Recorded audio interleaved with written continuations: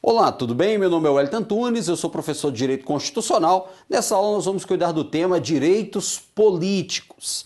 Os nossos comentários eles vão girar em torno principalmente dos artigos 14 a 16 do texto constitucional. Para facilitar o nosso estudo, eu vou fazer os comentários em cima dos próprios artigos. Vou trazer também a jurisprudência do Supremo mais importante sobre o nosso tema. Lembrando, se você tiver alguma dúvida, manda para mim. Você tem à sua disposição o Fórum de Dúvidas, que é exatamente a ferramenta por meio da qual você manda suas dúvidas, suas ponderações e a gente vai trocando ideias aí, vou fazendo as orientações, porque você não está sozinho nessa caminhada. Tudo bem? Tamo juntos?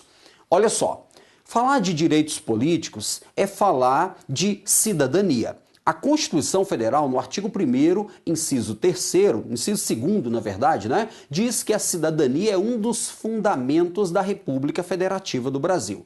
A cidadania, no sentido técnico, no sentido mais restrito, é exatamente a possibilidade de os cidadãos participarem das decisões políticas do Estado. Veja, quando nós votamos, quando uma pessoa se candidata a um cargo político, quando os cidadãos apresentam um projeto de lei por meio da iniciativa popular, tudo isso são formas de participação nas decisões políticas do Estado. São formas de exercício dos direitos políticos. A cidadania está diretamente ligada ao exercício desses direitos políticos. E é disso que nós vamos tratar. Nós vamos fazer uma abordagem sistemática das normas constitucionais para a gente ver como se dá o alistamento eleitoral, para quem é obrigatório, para quem é facultativo, para quem é proibido, como se dão as regras de reeleição, as regras de inelegibilidade, cassação de direitos políticos, será que pode, será que não pode? Nós vamos ver que não pode, mas pode haver perda ou suspensão, enfim, vamos fazer uma abordagem sistemática desse tema. Legal? Vamos juntos? Olha só para fins introdutórios, os artigos você vai colocar como ponto de partida 14 a 16 do texto constitucional.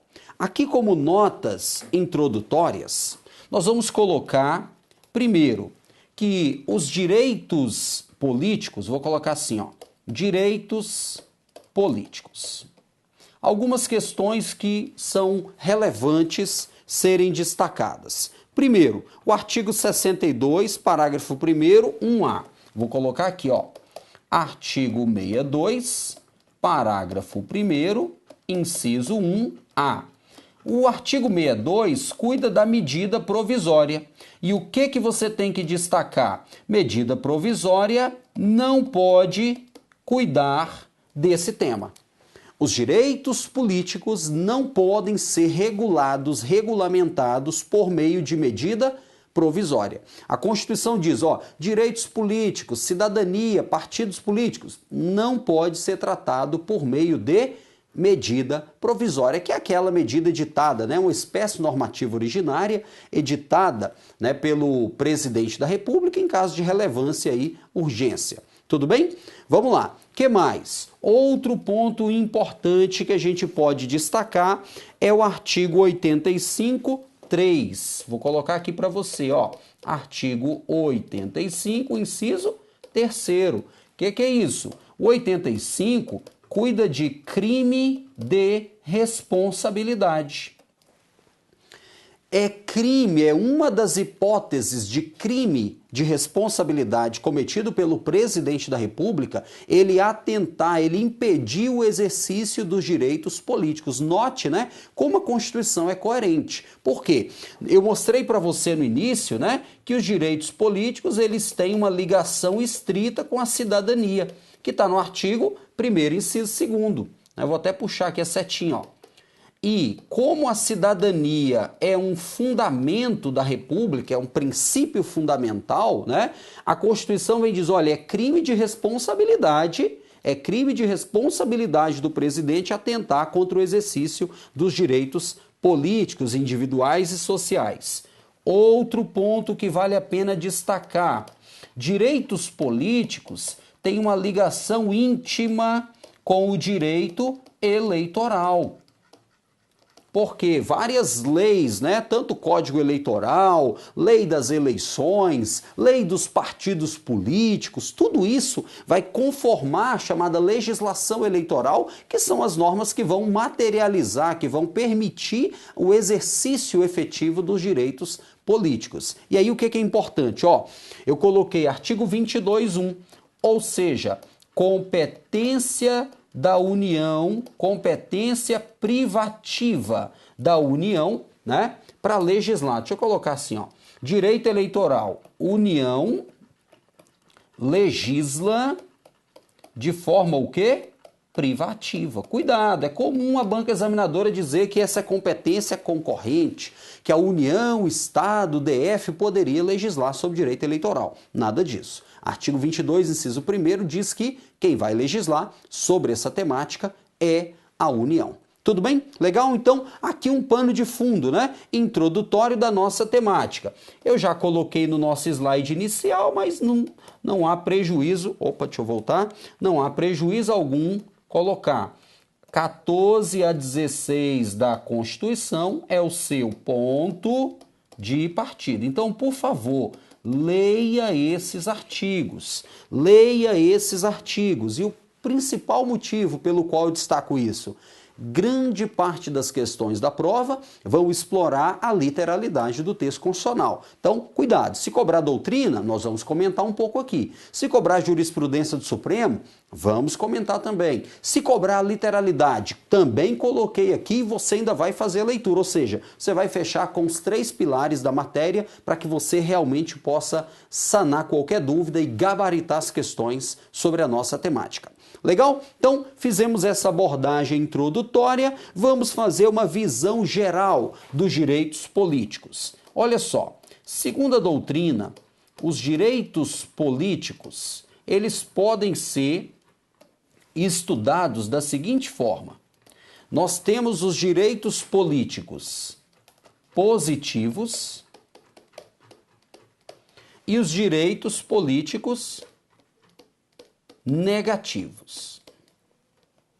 Direitos políticos positivos e direitos políticos negativos. Primeiro, qual é a grande diferença entre direito político positivo e direito político negativo? É bem simples. Direito político positivo são aqueles que vão permitir, que vão possibilitar a participação do cidadão nas decisões políticas do Estado. Então, note, quando nós votamos ou quando nós nos candidatamos a um cargo eletivo, nós estamos exercendo direitos políticos. Então, vamos dizer que estamos nos direitos políticos positivos. Legal? Agora, quando as normas impedem ou restringem a participação, aí a gente diz que são direitos políticos negativos. Deixa eu te dar um exemplo. As regras sobre inelegibilidade. O que é a inelegibilidade? É a ausência do direito de se candidatar. É o impedimento à candidatura a cargos eletivos. É a pessoa não poder se candidatar. Ora, como a inelegibilidade impede a candidatura, então nós vamos dizer que é direito político negativo. Por exemplo, outro caso, suspensão de direito político. Uma pessoa que é condenada criminalmente, a decisão transitou em julgado. Em regra, os direitos políticos estão suspensos. A pessoa não pode votar nem ser votada. Já que ela não pode participar, direito negativo. Beleza? Então, ó, falou de direito político positivo, e eles implementam, eles permitem a participação. Já os direitos políticos negativos impedem a participação. Legal? Eu posso participar de duas formas. De forma ativa, e aí eu vou chamar de capacidade eleitoral ativa. Ou eu posso participar de forma passiva, capacidade eleitoral passiva. Aqui, por exemplo, eu posso participar votando. Eu posso participar votando. E isso aqui decorre da alistabilidade. Nós vamos ver na sequência. A alistabilidade é o registro para tirar o título de eleitor. capacidade eleitoral ativa. Já passiva é a ideia de ser votado. Nós vamos chamar isso de elegibilidade. Então, cuidado, ó, não confunda passiva com negativa. Já foi cobrado isso em prova. Direito político passivo é a possibilidade de eu me eleger, é a elegibilidade. Diferentemente, direito político negativo é aquele que vai impedir. Você ouve assim, o candidato tal foi declarado inelegível. Opa, então ele perdeu a capacidade eleitoral passiva, ou seja, perdeu o direito de poder se eleger. Direito político negativo. Legal? E os negativos? Os negativos, que são aqueles que impedem a participação, né? Eles podem se dividir em privação dos direitos políticos e a ideia de inelegibilidade, ó, inelegibilidade. Olha aí que beleza.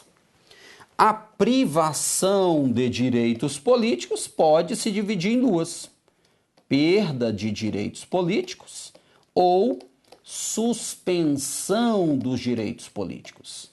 Isso a gente vai estudar no artigo 15. Já a inelegibilidade é exatamente o impedimento, é a ausência da capacidade eleitoral passiva. Vale dizer, não, a pessoa que está inelegível não pode se candidatar, não pode se eleger. Essa é a ideia. Então perceba, aqui eu te dou um panorama, uma visão geral de todo o trabalho que nós vamos desenvolver. Direito político positivo, que permite participação; negativo, que impede. O positivo eu posso participar de forma ativa ou passiva. E já os negativos, privação de direito político, perda ou suspensão, e as hipóteses de inelegibilidade. Aqui nós podemos dividir a inelegibilidade em absoluta, e lembrar que a absoluta somente a Constituição pode estabelecer, e a inelegibilidade relativa.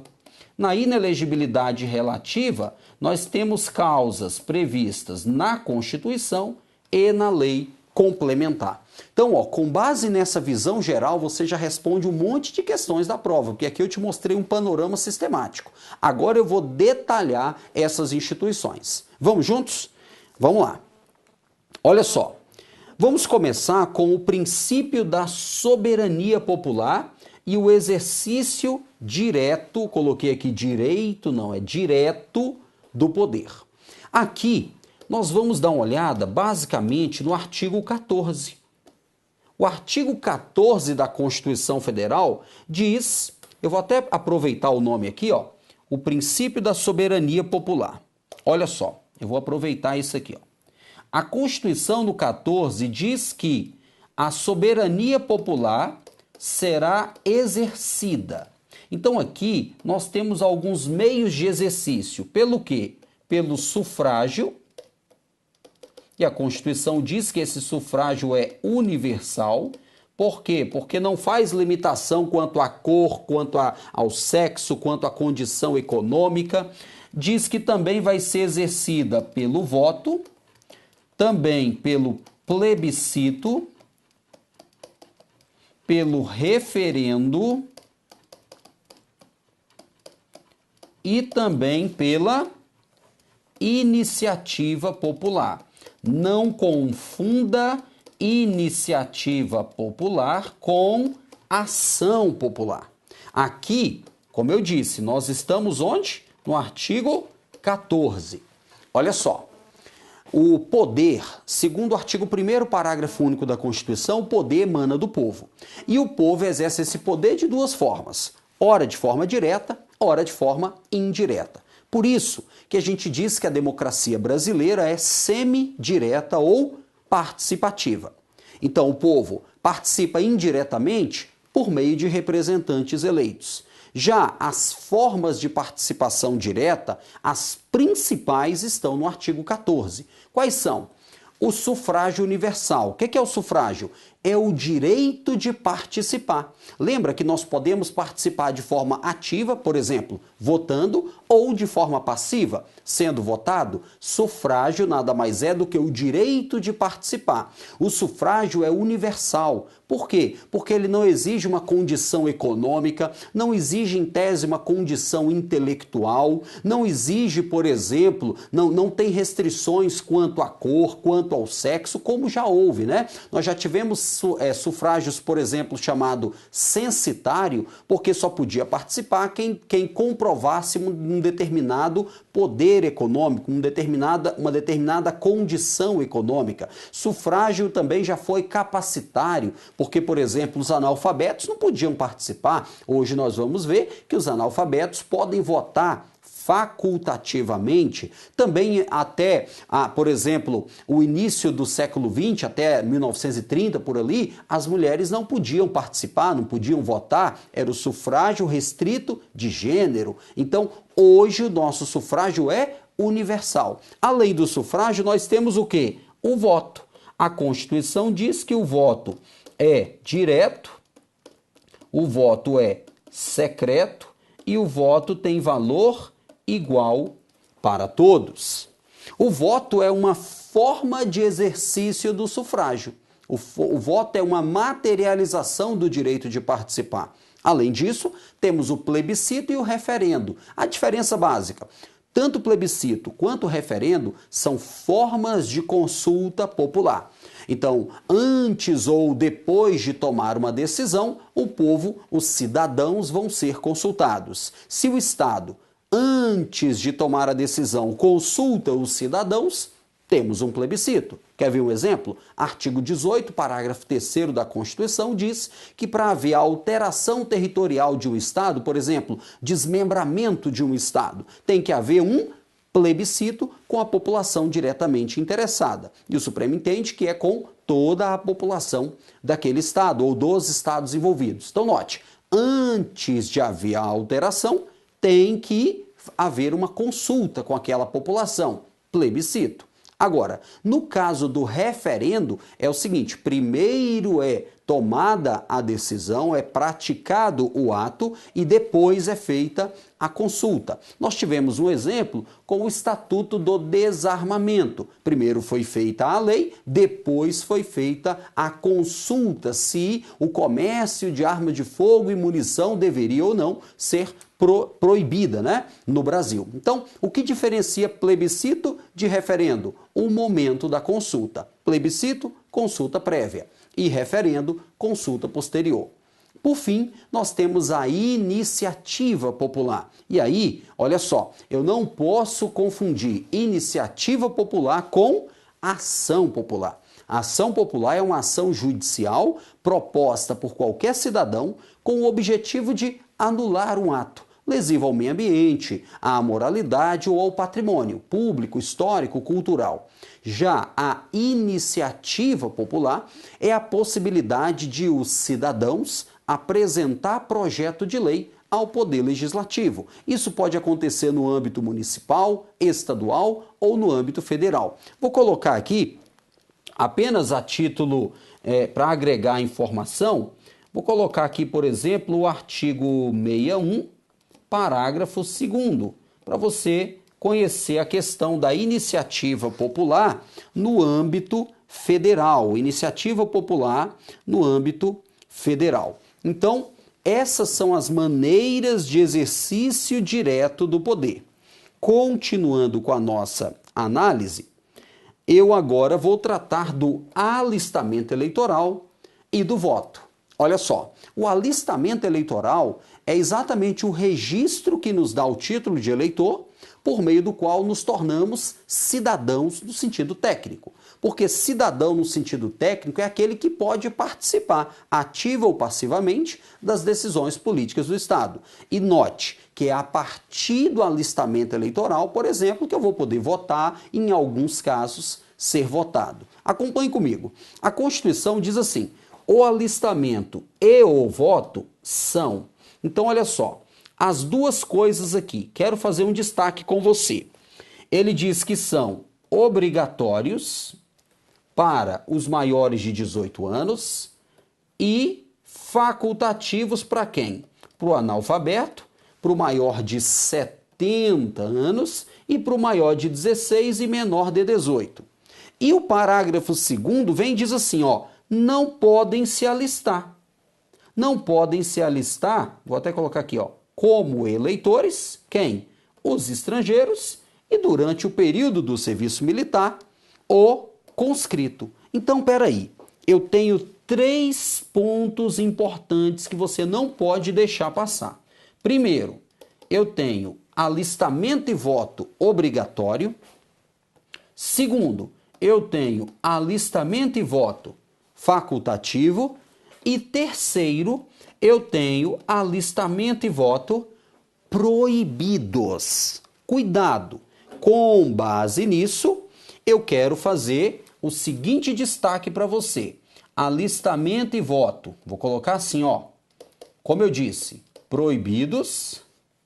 Alistamento e voto facultativos. E, por fim, alistamento e voto, o quê? Obrigatórios. Olha a interpretação do dispositivo. Nós vamos tratar desses 3 pontos, ó. Proibido, facultativo e obrigatório. Mas faremos isso na nossa próxima aula e eu te espero, tá bom? Um abraço e até lá.